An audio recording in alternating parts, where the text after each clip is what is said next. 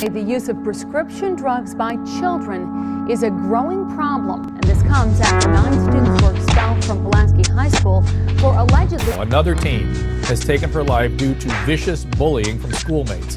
2 young men apparently dressed in long black trench coats opened fire about an hour and a half ago. When I was in your school, I told you something. But there was something that I could not tell you. Something that I could not.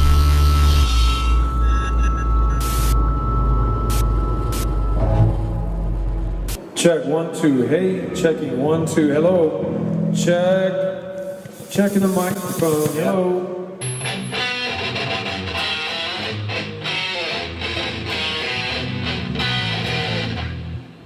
We'll go with that for sure.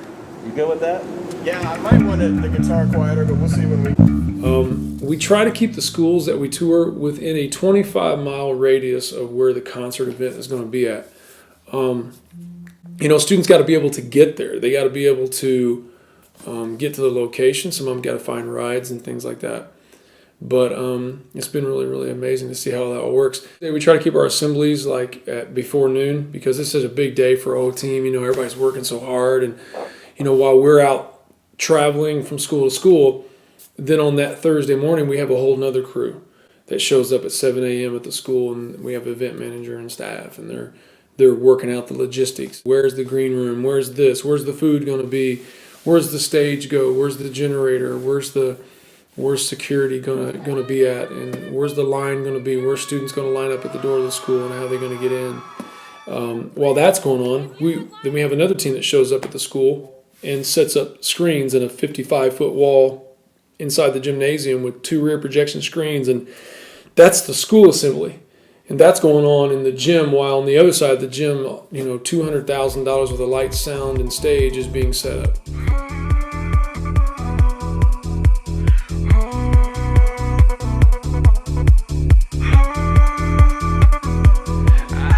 So if we went to 8 schools this week, and everybody else said, to hell with this break the gray stuff, sucks, who cares about that?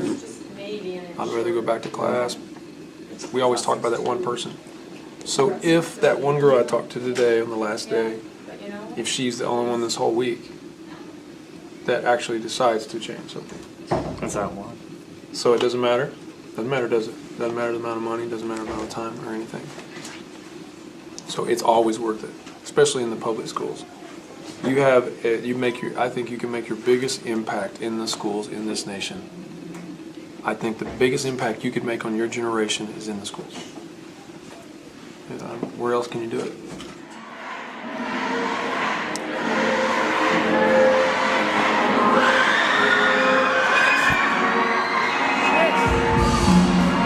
He's doing it now. He's playing our intro now. Let's go ahead and go right now. Go.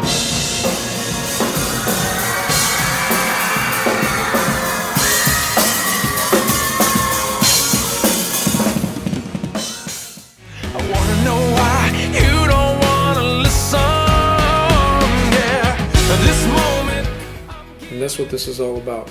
And we've got the stories, we've got the middle schoolers and the high schoolers, the girls that were purging, students that were cutting. We've got suicide, which would have became suicide victims, who have now saying, I didn't do it. I made a decision to not do it that day because you came. What I don't get is with that kind of message, with that kind of results, why would there ever be a closed door in this country to that kind of message? There shouldn't be. And we're doing every single thing we can to make sure that those doors are not closed, but that they remain open for people to connect with this generation. When I count to 3, I want you to do this, whatever it is you're suffering from in your life. If it's something at home, if somebody's mistreating you at home, if you young ladies or young men are cutting yourselves and you can't stop,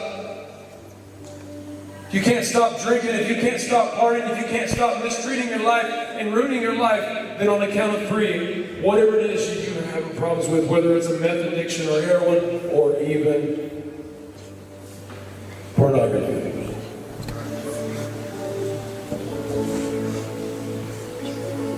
On the count of 3, I want you, just you and God, you say to him what that thing is. And let's get rid of it. Let's get rid of it tonight. Who wants to get rid of it tonight? Ready? 1, 2, 3. Tell him what it was.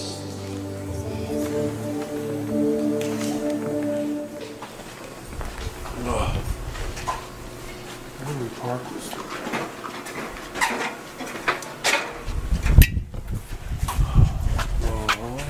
Where do we park at?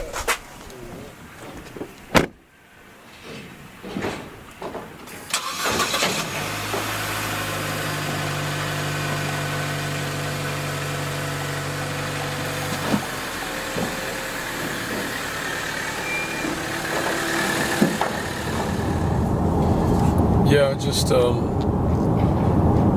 finishing up the event. We got a lot of students that we talked to afterwards too, man. And just, gosh, some of their stories are heartbreaking. I had a student tonight come up to me and was crying.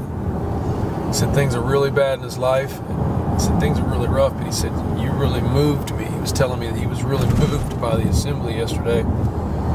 And I said, wow, dude. I said, so did you pray the prayer tonight to ask Jesus into your heart? I was asking him if he prayed that tonight at the concert, and he's like, no. He said, you did move me in the school, dude, but he said, I'm an atheist. So I'll just spend some more time talking to him and listening to him and stuff. And he said, I said, well, do you want to pray? You want to pray? And could I pray with you to give Christ a chance in your life? And I can't see whether there's any traffic coming. I think you probably want me to do that. Is there anything coming? You're good, no man. You're good. You see it. And I said, so you say you're an atheist? I said, but man, you were touched. I said, there's only one way that we could have made an impact in your schools or at the event tonight, and that was only through God. So what, would you like to give Christ a chance? Oh, I'm so tired right now, man. Anyway, so I said, you want to give Jesus a chance to work in your life? And he said, yeah. So I got to pray with a young man who came into the concert tonight as an atheist, and he left a Christian. It was awesome. So, never give up, never quit, and make an impact in people's lives.